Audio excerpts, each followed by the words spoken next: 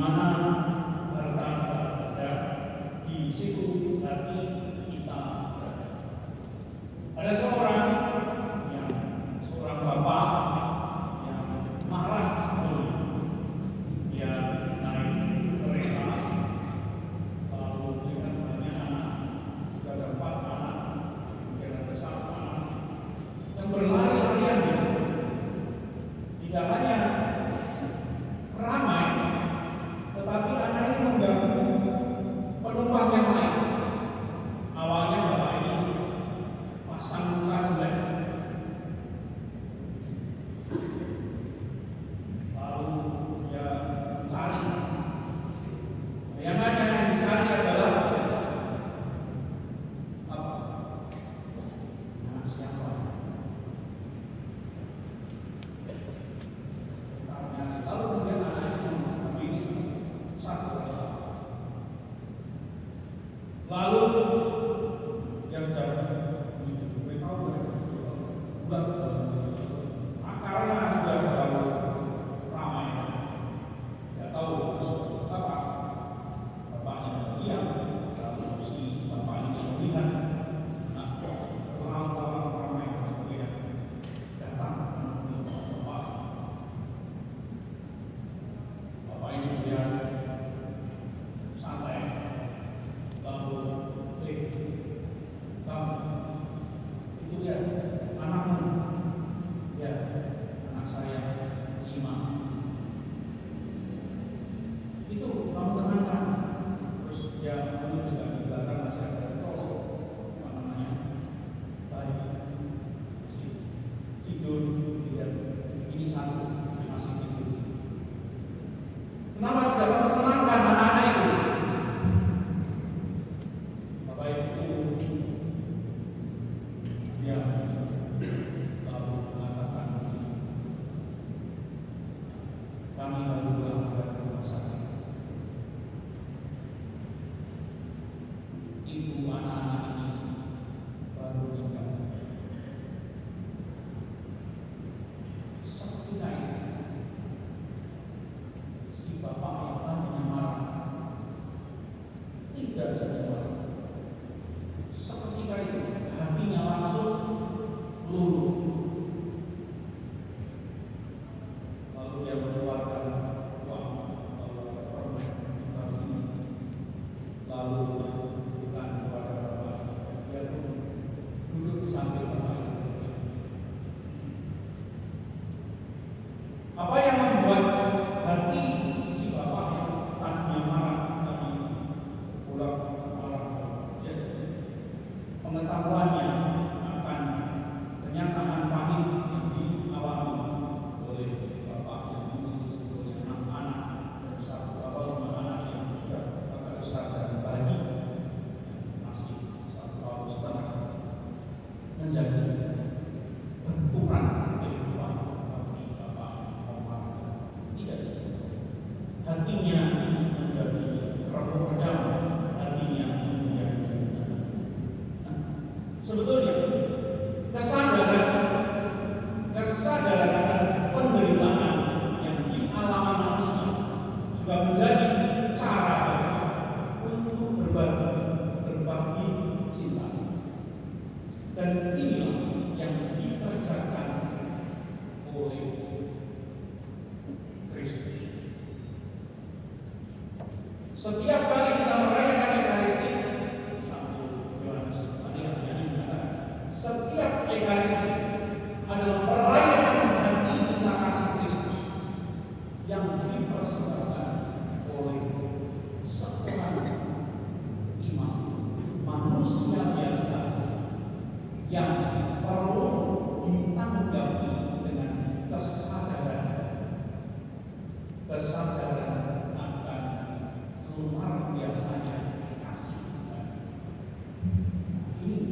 Inilah yang membuat kesadaran begitu tipisnya yang membuat manusia bisa melihat atau bahkan tidak bisa melihat cinta Tuhan yang begitu besar. Nah, tadi bacaan-bacaan kita mengantarkan kita pada kesejatian kehidupan. Bacaan pertama tadi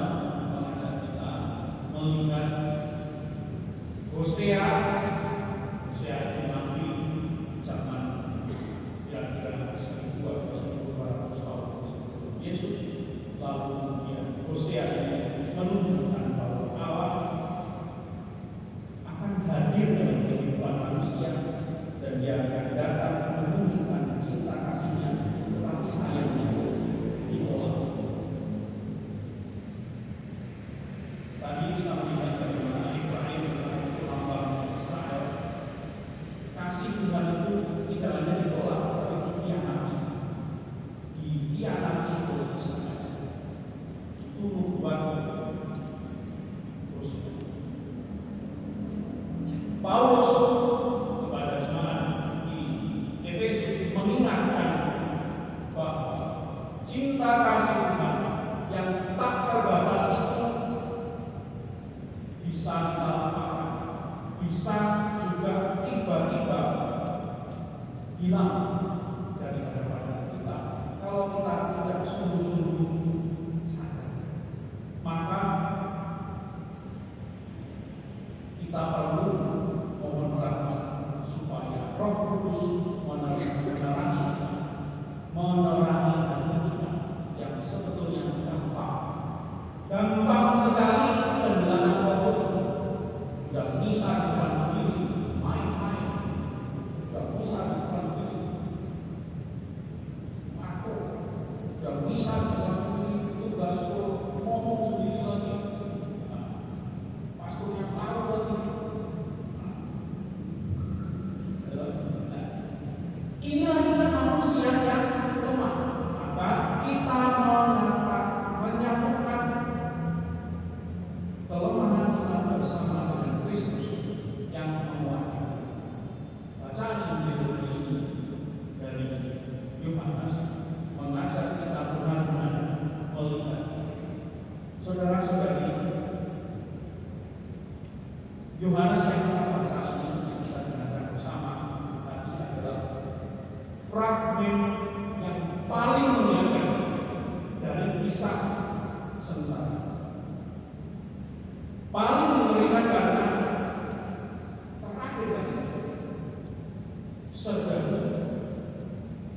menghujam perutnya, lambungnya Yesus. Lalu air darah muntah. Nah, kita yang hari ini mendengarkannya mestinya merasakan kengerian dan merasakan cinta kasih Tuhan yang begitu besar. Maka hari ini mestinya tersentuh. Kalau kita bisa melihat betapa Kristus menderita bagi kita dan tetap mencintai kita, kasih-Nya yang tak terbatas itu membuat kita kemudian bersujud dan bersyukur karena begitu besar kasih Tuhan pada kita lewat Kristus. Dia yang ditinggikan di salib sudah menderita kita terima. Misteri inilah yang perlu menjadi bekal kehidupan kita menatap hari-hari. Maka bersama ketika kita merenungkan betapa besar kasih Allah, hatinya yang maha kudus ditunjukkan lewat Kristus yang datang dalam hidup kita, penderitaannya yang luar biasa membuat kita juga hati kita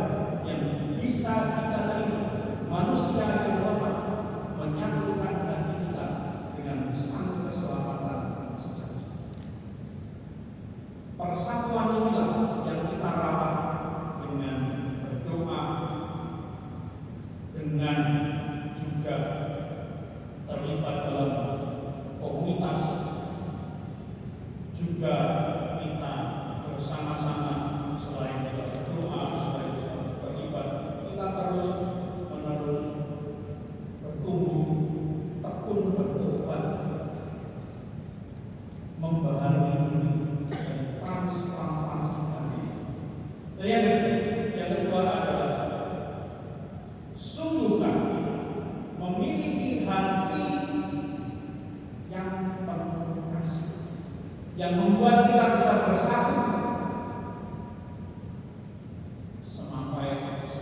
sampai bersatu bersama dengan yang tidak semampai,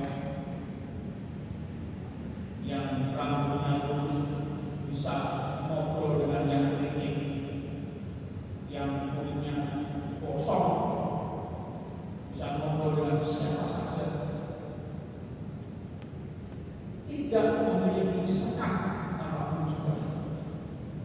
Kita bisa bersatu. Salah satu prinsip gereja Katolik, satu, kudus, Katolik dan apostolik, satu, kita sebagai satu keluarga kudus, kita bersama-sama dalam satu barisan menyatukan hati Tuhan. Katolik berarti universal. Kita bersatu bersama dengan para utusan, para rasul, apostolik, para rasul. Nanti tanggal 3-4 September kita menerima kedatangan Paus di Indonesia. Semoga nanti Yesus yang Maha Kudus yang kita rayakan menjadikan kita manusia baru bersama Kristus dan memiliki hati yang baru dalam cinta kasih Tuhan, bukan dengan kata-kata, tetapi dari nyata Tuhan. Amin.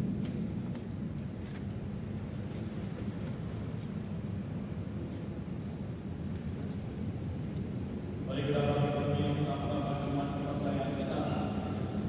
Aku percaya akan Allah, Bapa yang Maha Kuasa, pencipta langit dan bumi, dan akan Yesus Kristus, Putranya yang tunggal Tuhan kita, yang dikandung dari Roh Kudus, dilahirkan oleh perawan Maria, yang menderita sengsara dalam pemerintahan Pontius Pilatus, disalibkan, wafat dan dimakamkan, yang turun ke tempat penantian pada hari ketiga, bangkit dari antara orang mati, yang naik ke surga, duduk di sebelah kanan Allah Bapa yang Maha Kuasa.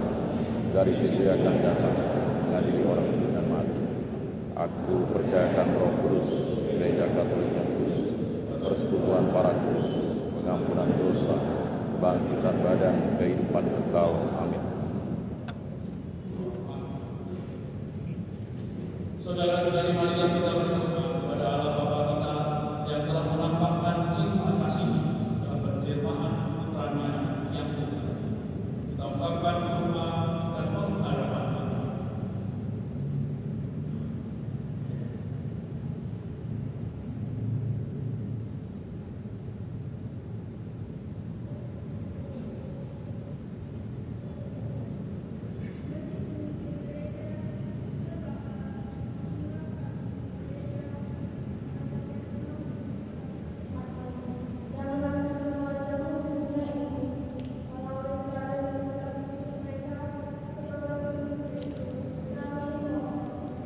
Kabulkanlah doa kami, ya Tuhan.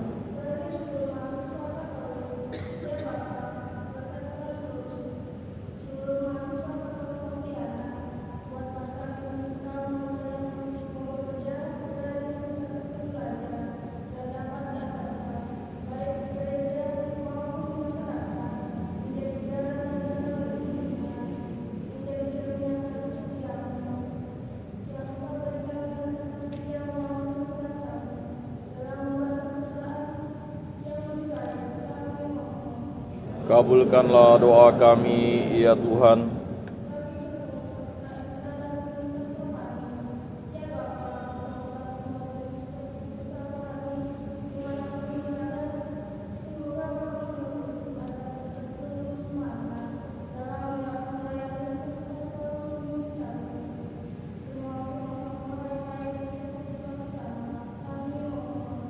Kabulkanlah doa kami, ya Tuhan.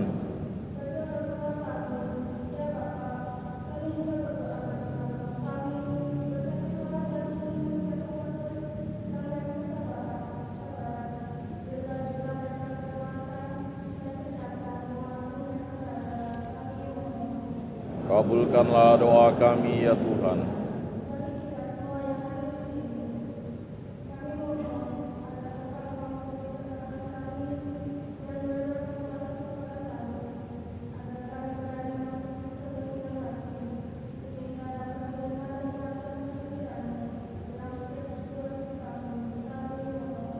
Kabulkanlah doa kami, ya Tuhan.